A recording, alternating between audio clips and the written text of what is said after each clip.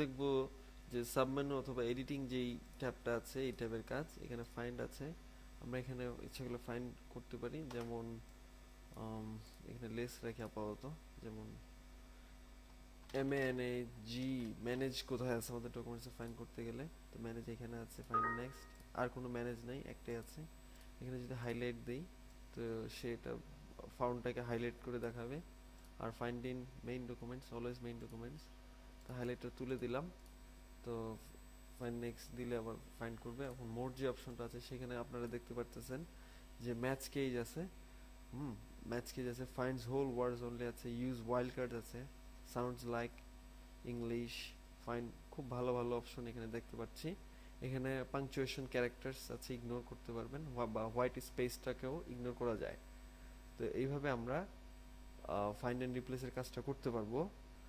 তারপরে এখানে আমরা ইচ্ছে করলে ফরম্যাট দিয়েও ফাইন্ড করতে পারবো, যেমন ফরম্যাট, ফন্ট দিয়ে ফাইন্ড করতে পারবো, স্টাইল দিয়ে ফাইন্ড করতে পারবো, ট্যাবস আছে কিনা এটা দিয়ে ফাইন্ড করতে পারবো, স্পেশালে কি আছে যেমন প্যারাগ্রাফ মার্ক আছে, গ্রাফিক্স দিয়ে ফাইন্ড করতে পারবো, এনি লেটার এনি ডিজিট দিয়ে ফাইন্ড করতে পারবো। প্যারাগ্রাফ মার্ক দিয়ে যদি করি সেটা হচ্ছে প্যারাগ্রাফ মার্ক সে যেখানে যেখানে পাবে সেখানেই সে রেজাল্টটা দেখাবে। যেমন ফাইন্ড নেক্সট যদি দেই, এখানে প্যারাগ্রাফ মার্ক কোথায় সে পেয়েছে, এখানে সে একটা প্যারাগ্রাফ মার্ক পেয়েছে।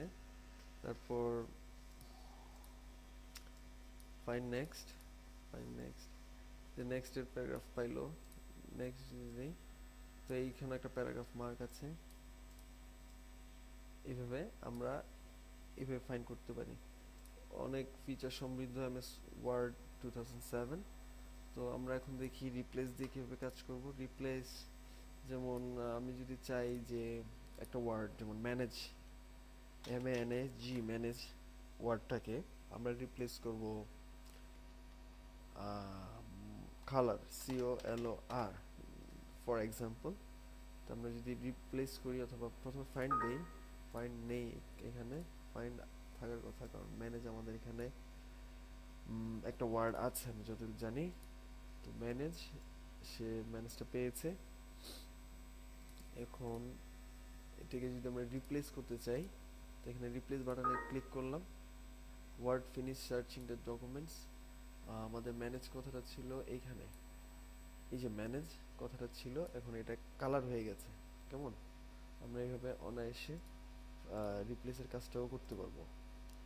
আর এখানে আগের সেই অপশনগুলোই রয়েছে, আমরা এই অপশন ধরেও রিপ্লেস করতে পারি। আর গো টু এনি অবজেক্টস, অথবা যেমন আমি পেজ নাম্বার 2-তে যেতে চাই, পেজ নাম্বার 2 গো টু দিলে আমরা পেজ 2-তে চলে আসছি। কেমন, এই যে 2, আর এভাবে গো টু করতে পারি। তো রিপ্লেসের কাজ তো আমরা একটু আগে দেখলাম। আর সিলেক্ট, সিলেক্ট অল যদি দিই তো আমার ডকুমেন্টসের সব কিছু সিলেক্ট হয়ে গেল। আর এখানে সিলেক্ট, সিলেক্ট অবজেক্ট হিসেবে যদি দেই, আমরা এখানে দেখব যে এখানে যে অবজেক্টগুলো আছে, তো অবজেক্টগুলোকে সিলেক্ট করতে পারবো। আমার মাউস পয়েন্টারটা দেখেন চেঞ্জ হয়ে গেছে। আর যদি অবজেক্ট হিসেবে আনচেঞ্জ করি, আনডু করি, তো আমার মাউস পয়েন্টারটা আবার আগের মতো হয়ে গেছে। এটা দিয়ে অ্যাকচুয়ালি আমাদের এই আমাদের ডকুমেন্টসে যদি কোনো অবজেক্ট থেকে থাকে, যেমন ছবি, ছবির বেলা হতে পারে, তারপর কোনো ড্রয়িং যদি থাকে, তো সেই অবজেক্টগুলোকে সিলেক্ট করার জন্য আমাদের এই অবজেক্ট সিলেক্ট, যে অবজেক্টের ব্যাপারটা সেটা আছে।